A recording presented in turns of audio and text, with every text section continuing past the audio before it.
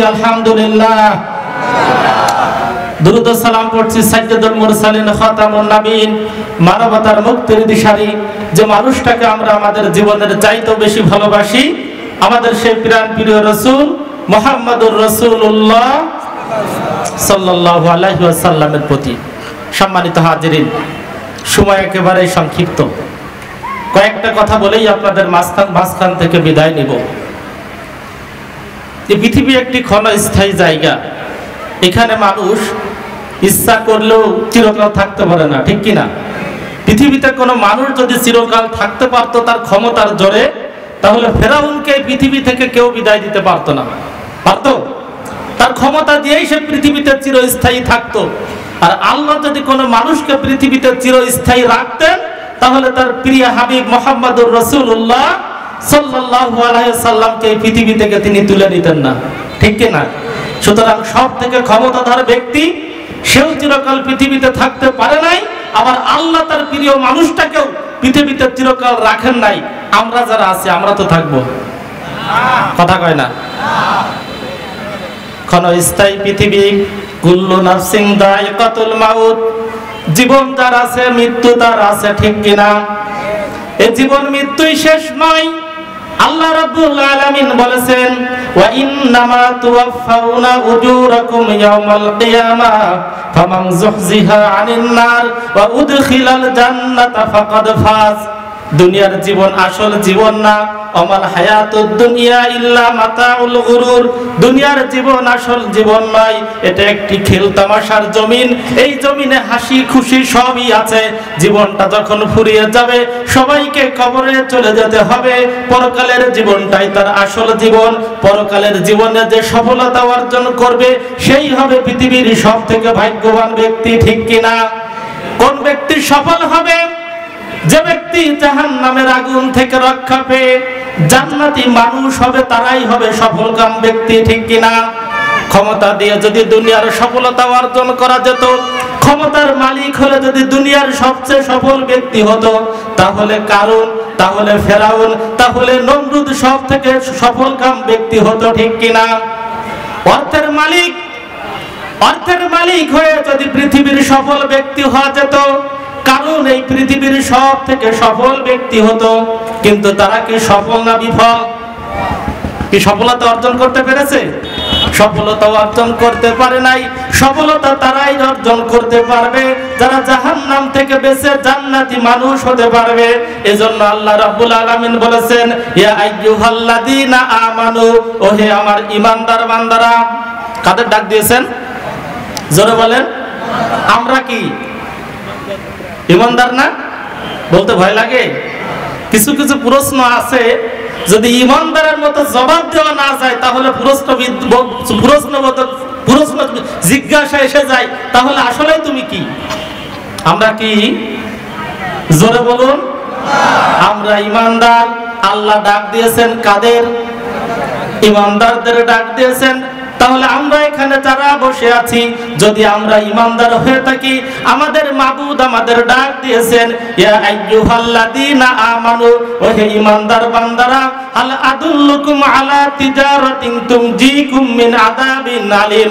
জাহান্নামের আগুন থেকে বাঁচতে চাও কিনা? কে বলেছেন? আমরা বাঁচতে চাই না?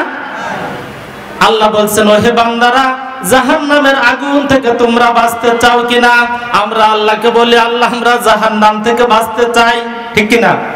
আল্লাহ এবার বলেন, বান্দা, জাহান্নামের আগুন থেকে যদি বাঁচতে চাও, ও আমার বান্দা, আমার সাথে তোমাদের একটা ব্যবসা করা লাগবে। আমরা আল্লাহকে বলি, আল্লাহ ব্যবসাটা কি? আল্লাহ বলেন, ইন্নাল্লাহা ইশতারা মিনাল মুমিনিন আনফুসাহুম ওয়া আমওয়ালাহুম বিআন্না লাহুমুল জান্নাহ। বান্দা, ব্যবসা হচ্ছে আমার কাছে আছে জান্নাত, তোমার কাছে আছে তোমার জান আর মাল। এই দুইটা বিনিময় করতে হবে। তোমার জান আর মাল যদি আমাকে দিয়ে দিতে পারো বান্দা, তোমার জন্য আমার জান্নাত আমি প্রস্তুত রেখেছি, তোমাকে ওই জান্নাতের মালিক আমি বানিয়ে দিব। এবার আল্লাহকে বলে, আল্লাহ তাহলে জান আর মাল দেব কোথায়? আল্লাহ জান মাল চেয়েছো, কি করব, দেব কোথায়? হাট কোন হাটে বিক্রি করব? আল্লাহ এর পরেই বলেন, ওয়াজাহিদু ফি সাবিলিল্লাহ। ও আল্লাহর বান্দা, ও আমার বান্দা, জান আর মাল তুমি দেওয়ার জায়গা পাচ্ছ না, তোমার জান আর মাল দেওয়ার জায়গা হচ্ছে ওয়াজাহিদু ফি সাবিলিল্লাহ। এই জমিন আমার, এই জমিনের মালিক আমি আল্লাহ, এই জমিনে আমি আল্লাহ ছাড়া অন্য কারোর আইন চলবে না, অন্য কারোর বিধান চলবে না, অন্য কারোর সংবিধান চলবে না। এই সকল সংবিধানকে, সকল সংবিধানের উপর আমার কোরআনকে বিজয় করার জন্য তোমাদের সংগ্রাম করা লাগবে। এই সংগ্রাম করার জন্য তোমাদের জিহাদের ময়দানে থাকতে হবে। এই জিহাদের ময়দানে জান আর মাল নিয়ে যদি তোমরা থাকতে পারো বান্দা, তোমাদের জন্য আমার জান আর জান্নাত আমি নির্ধারণ করে রেখেছি, ঠিক কি না? প্রিয় ভাইরা আমার, জমিনের মালিক কে? জোরে বলুন। যে জমিনের মালিক আল্লাহ, ওই জমিনে আইন চলবে কার? চলে তো? কথা কয় না। আল্লাহর আইন চলে, আল্লাহর আইন চলে না। যে জমিনে আল্লাহর আইন চলে না, আল্লাহর আইন বাদ দিয়ে অন্য কোন আইন প্রতিষ্ঠা করার জন্য মানুষ সংগ্রাম করে, মানুষ চেষ্টা করে, অন্য কারো চিন্তা চেতনা প্রতিষ্ঠা করার জন্য মানুষ আন্দোলন করে। আল্লাহ রাব্বুল আলামিন বলেন, ওয়ামাল্লাম ইয়াহকুম বিমা আনজালাল্লাহু ফাউলাইকা হুমুল কাফিরুন ফাউলাইকা হুমুল ফাসিকুন ফাউলাইকা হুমুজ জালিমুন। যারা আল্লাহর বিধান বাদ দিয়ে অন্য কোন বিধান কায়েম করার জন্য প্রচেষ্টা করে, সংগ্রাম করে, জীবন দেয়, অর্থ দেয়, আমি আল্লাহ রাব্বুল আলামিন ওদের জন্য ফতোয়া দিয়ে দিলাম, ওরা হচ্ছে জামানার ফাসিক, জালিম আর কাফের, ঠিক কি না? ফতোয়া কার? কার ফতোয়া? ফতোয়া দিয়েছেন আল্লাহ। মোল্লাদের উপরে রাগ করে লাভ নাই, ঠিক কি না? ফতোয়া কার? প্রিয় ভাইরা আমার, নারায়ে তাকবীর, আল্লাহু আকবার, নারায়ে তাকবীর, আল্লাহু আকবার। প্রধান বক্তার আগমন, শুভেচ্ছা, স্বাগতম।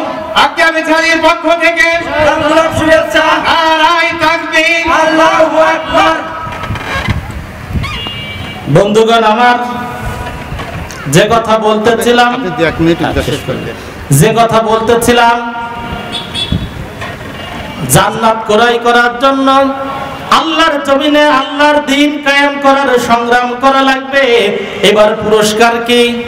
যদি সংগ্রাম করি পুরস্কার কি? আল্লাহ রাব্বুল আলামিন বলেন পুরস্কার হচ্ছে আগফিরি লাকুম যুনুবাকুম। বান্দা, তোমাদের জীবনের অপরাধগুলো আমি ক্ষমা করে দিব। সুবহানাল্লাহ। আল্লাহ ক্ষমা না করলে জান্নাত পাওয়া যাবে? ক্ষমা পাওয়ার রোড ম্যাপ হচ্ছে জমিন আল্লাহর। এই জমিনে কোরআন প্রতিষ্ঠা করার সংগ্রাম যারা করবে তাদের জন্য প্রথম পুরস্কার হচ্ছে আগফিরি লাকুম যুনুবাকুম, তোমাদের জীবনের অপরাধগুলো ক্ষমা করব। ওয়া ইউদখিলকুম জান্নাহ, শুধু ক্ষমা করব না, ক্ষমা করে আমি আল্লাহ রাব্বুল আলামিন তোমাদের জান্নাতের মালিক বানিয়ে দিব, ঠিক কি না? প্রিয় ভাইরা আমার, এই পৃথিবীতে চিরকাল কেউ থাকবো না। আজ হোক কাল হোক সবাইকে চলে যেতে হবে, ঠিক কি না? চলে যেতে হবে না? এই পৃথিবী থেকে বিদায় দেওয়ার জন্য সবাই প্রস্তুতি নিয়ে আছে। কঠিন নিষ্ঠুর পৃথিবী। এই পৃথিবীতে যখন আমাদের সময় ফুরিয়ে যাবে, পৃথিবী আমাদেরকে ছুঁড়ে ফেলে দেবে। এক মুহূর্ত পৃথিবী আর আমাকে এখানে থাকতে দিবে না। নিজের আপন মানুষগুলো এই পৃথিবী থেকে বিদায় দেওয়ার জন্য প্রস্তুতি নিবে, দ্রুত ছুটতে থাকবে। কত দ্রুত পৃথিবী থেকে তাকে অন্ধকার গহীন কবরে পাঠিয়ে দেওয়া যায়। যে কবরে থাকবো, ওই কবরও আমাদের জন্য প্রস্তুতি নিয়ে আছে। প্রতি মুহূর্ত কবর আমাদেরকে ডাকতেছে, আল্লাহর বান্দা, এই কবরে তোমার একা থাকা লাগবে, সাথী নাই, বাতি নাই, বন্ধু নাই। তুমি যদি প্রস্তুত না নাও, এখনো সময় আছে, প্রস্তুতি গ্রহণ করো। বাঁশবাগানের বাঁশটা কোথাও না কোথাও দাঁড়িয়ে আমার আপনার জন্য প্রস্তুতি নিয়ে আছে। মৃত্যুর সাথেই বাড়ি চলে আসবে। সাদা এক টুকরা কাপড় দিয়ে চকলেটের মতো মুড়ে অন্ধকার গহীন কবরে রেখে দেওয়া হবে। ওই কাপড়টাও কারো না কারো দোকানে চলে এসেছে, ঠিক কিনা? কবরে রাখার পরে সুন্দর বডিটাকে হাজার হাজার পোকামাকড়ে একেবারে কয়েক মিনিটের মধ্যে, কয়েক দিনের মধ্যে তছনছ করে দেবে। এই চেহারাদেরকে কেউ তাকাতেও পারবে না। প্রিয় ভাইয়ের আমার, সর্বশেষ 1 মিনিটের কথা, শিক্ষণীয় বিষয়। এই পৃথিবী থেকে বিদায় দেওয়ার জন্য মানুষগুলো প্রস্তুতি নিয়ে আছে। মালাকুল মউত প্রস্তুত, কবরের মাটি প্রস্তুত, কবরের পাটি প্রস্তুত, কাফনের কাপড় প্রস্তুত, বাঁশবাগানের বাঁশ প্রস্তুত, কবরের পোকামাকড় সবাই প্রস্তুতি নিয়ে আছে। কিন্তু আমরা যে কবরে থাকবো, আমরা যে কবরে আমাদের অনন্তকাল থাকা লাগবে বন্ধু, বুকে হাত দিয়ে কি বলতে পারবো? সবাই প্রস্তুতি নিয়ে আছে। কিন্তু আমি যে কবরে থাকবো, ওই কবরে যাওয়ার জন্য কি আমার প্রস্তুতি আছে? কথা কয় না। যদি প্রস্তুতি থাকতো জমিন চাষ করতে যে আরেকজনের জমিন আইল কাটতে যে নিজের মধ্যে আনতে পারতাম না, ঠিক কিনা? যদি প্রস্তুতি থাকতো সালিশ বিচার করতে যে একজনের টাকা খেয়ে আরেকজনকে বাস দিতে পারতাম না। যদি প্রস্তুতি